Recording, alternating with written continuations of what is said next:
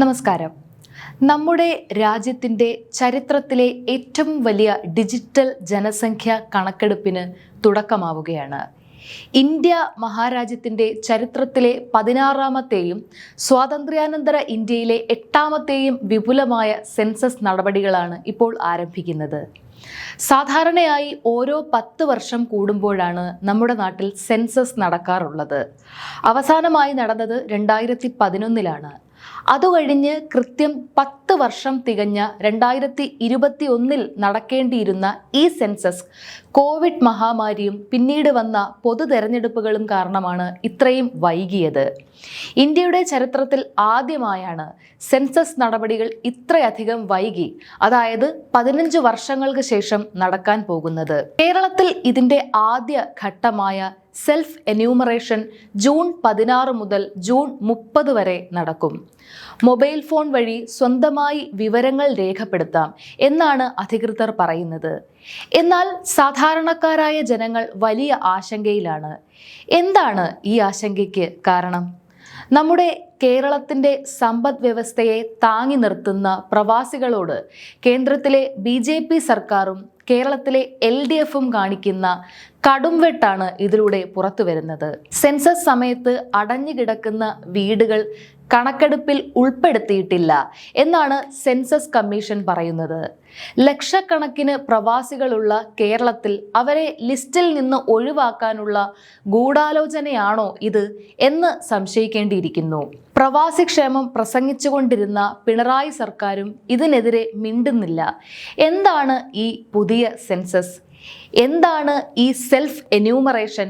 എങ്ങനെയാണ് സ്വന്തം ഫോണിൽ ഇത് ചെയ്യുക? ഇതിൽ നമ്മൾ എന്തൊക്കെ വിവരങ്ങളാണ് നൽകേണ്ടത്? തെറ്റായ വിവരങ്ങൾ നൽകിയാൽ എന്താണ് നിയമ നടപടി? ഈ വീഡിയോയിലൂടെ വളരെ ലളിതമായി നമുക്ക് മനസ്സിലാക്കാം. വീഡിയോ അതുകൊണ്ട് തന്നെ മുഴുവനായും കാണുക. സെൽഫ് എന്യൂമറേഷൻ എങ്ങനെ ചെയ്യാം? ആദ്യം തന്നെ ഈ സെൻസസിൻ്റെ ഭാഗമായി നമ്മൾ ചെയ്യേണ്ട സാങ്കേതിക കാര്യങ്ങൾ വളരെ ലളിതമായി മനസ്സിലാക്കാം. ഡിജിറ്റൽ ഇന്ത്യ എന്ന് കേന്ദ്രം വെറുതെ പ്രസംഗിക്കുമ്പോഴും സാധാരണക്കാർക്ക് ഇത് എത്രത്തോളം എളുപ്പമാകുമെന്ന് കണ്ടറിയണം. എങ്കിലും നിയമപരമായ നടപടി ആയതുകൊണ്ട് തന്നെ നമ്മളിത് കൃത്യമായി ചെയ്യേണ്ടതുണ്ട്. നിങ്ങളുടെ മൊബൈലിൽ se2021.census.gov.in എന്ന വെബ്സൈറ്റ് ഓപ്പൺ ചെയ്യുക. പ്രത്യേകം ശ്രദ്ധിക്കുക, ജൂൺ 16 ശേഷമേ ഈ ലിങ്ക് കേരളത്തിൽ ലഭ്യമാകൂ. ഹോം പേജിൽ നിങ്ങളുടെ സംസ്ഥാനം തിരഞ്ഞെടുക്കുക. തുടർന്ന് ക്യാപ്ച കോഡ് നൽകുക.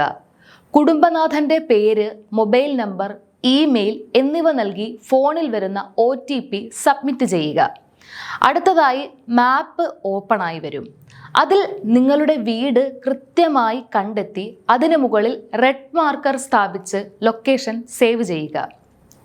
ലൊക്കേഷൻ കൺഫേം ചെയ്താൽ 4 വിഭാഗങ്ങളിലായി നമ്മുടെ വീടിനെയും ആസ്തികളെയും കുറിച്ചുള്ള ചോദ്യങ്ങളാണ് വരുന്നത്.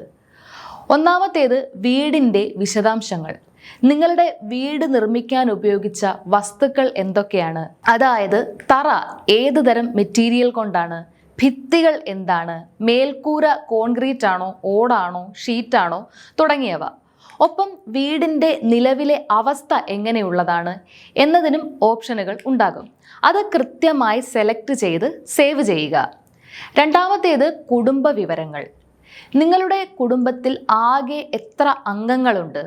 അതിൽ പുരുഷന്മാർ എത്ര, സ്ത്രീകൾ എത്ര, നിങ്ങൾ താമസിക്കുന്ന വീട് സ്വന്തം വീടാണോ അതോ വാടക വീടാണോ, കുടുംബത്തിൽ എത്ര ദമ്പതികളുണ്ട്, എത്ര മുറികളുണ്ട്, ഇത്തരം വിവരങ്ങളാണ് ഇവിടെ നൽകേണ്ടത്. മൂന്നാമത്തേത് അടിസ്ഥാന സൗകര്യങ്ങളാണ്. നിങ്ങളുടെ വീട്ടിലെ കുടിവെള്ളത്തിൻ്റെ പ്രധാന സ്രോതസ് എന്താണ്? കിണറാണോ, പൈപ്പ് കണക്ഷൻ ആണോ എന്നിങ്ങനെയുള്ള വിവരങ്ങൾ. വീട്ടിൽ വൈദ്യുതി ലഭ്യമാണോ? ടോയ്ലറ്റ്, കുളിമുറി സൗകര്യങ്ങൾ എങ്ങനെയാണ്? പാചകം ചെയ്യാൻ ഉപയോഗിക്കുന്നത് LPG ആണോ, വിറകാണോ തുടങ്ങിയ വിവരങ്ങളാണ് ഇവിടെ സബ്മിറ്റ് ചെയ്യേണ്ടത്. നാലാമത്തേത് ആസ്തികളും ജീവിത രീതിയും.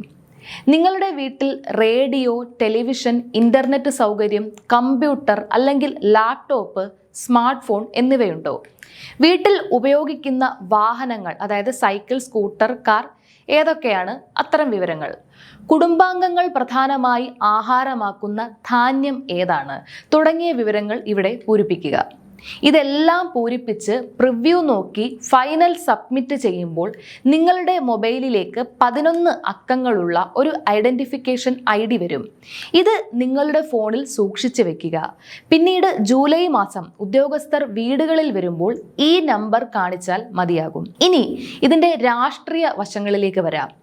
ജനങ്ങൾ ഈ സെൻസസിനെ ആശങ്കയോടെ നോക്കിക്കാണാൻ ചില കൃത്യമായ കാരണങ്ങളുണ്ട്. കഴിഞ്ഞ കുറെ വർഷങ്ങളായി രാജ്യത്ത് പൗരത്വ ഭേദഗതി നിയമത്തിന്റെ പേരിലും ദേശീയ പൗരത്വ രജിസ്റ്ററിന്റെ പേരിലും കേന്ദ്ര സർക്കാർ വലിയ ഭീതിയാണ് ജനങ്ങളിൽ ഉണ്ടാക്കിയത്. വോട്ടർ പട്ടിക പരിഷ്കരണത്തിന്റെ പേരിൽ കേരളത്തിൽ വലിയ അട്ടിമറികളാണ് LDF സർക്കാർ നടത്തിയിരുന്നത്. ഈ സാഹചര്യത്തിൽ സെൻസസ് വരുമ്പോൾ ജനങ്ങൾക്ക് ആശങ്കയുണ്ടാകുന്നത് തികച്ചും സ്വാഭാവികമാണ്. ഏറ്റവും വലിയ ക്രൂരത പ്രവാസികളോടാണ്. കേരളത്തിൽ നിന്നുള്ള ലക്ഷക്കണക്കിന് പ്രവാസികൾ വിദേശങ്ങളിൽ താമസിക്കുമ്പോൾ അവരുടെ നാട്ടിലെ വീടുകൾ അടഞ്ഞുകിടക്കുകയാണ്.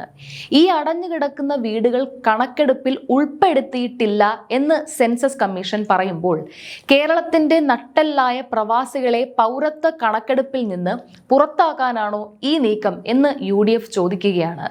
സംസ്ഥാന സർക്കാർ ഇതിനെതിരെ കേന്ദ്രത്തിൽ ശക്തമായ സമ്മർദ്ദം ചെലുത്താൻ തയ്യാറാകണം. മറ്റൊരു കാര്യം, 2027 ഫെബ്രുവരിയിൽ നടക്കുന്ന 2ാം ഘട്ടത്തിൽ ജാതി സെൻസസ് കൂടി ഉൾപ്പെടുത്തുമെന്നാണ് പറയുന്നത്.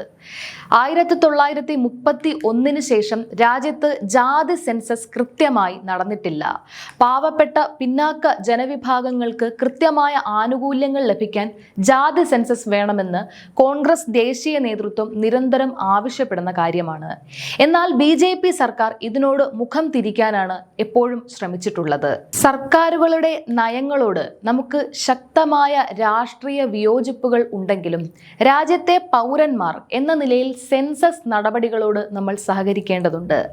1948 സെൻസസ് ആക്ട് പ്രകാരം അറിഞ്ഞുകൊണ്ട് തെറ്റായ വിവരങ്ങൾ നൽകുന്നത് 1000 രൂപ വരെ പിഴ ലഭിക്കാവുന്ന കുറ്റമാണ്. ഉദ്യോഗസ്ഥരുടെ ജോലി തടസ്സപ്പെടുത്തിയാൽ കടുത്ത നിയമ നടപടികളും ഉണ്ടാകും.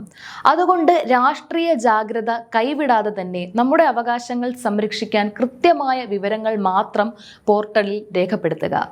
രാജ്യത്തിന്റെ ഭാവി വികസന പദ്ധതികൾ ആസൂത്രണം ചെയ്യുന്നതിൽ ഏറ്റവും പ്രധാനപ്പെട്ട ഒന്നാണ് സെൻസസ്. അതുകൊണ്ട് ജൂൺ 16 മുതൽ ആരംഭിക്കുന്ന ഈ സെൽഫ് എന്യൂമറേഷൻ പ്രക്രിയയിൽ നിങ്ങളും പങ്കാളികളാവുക.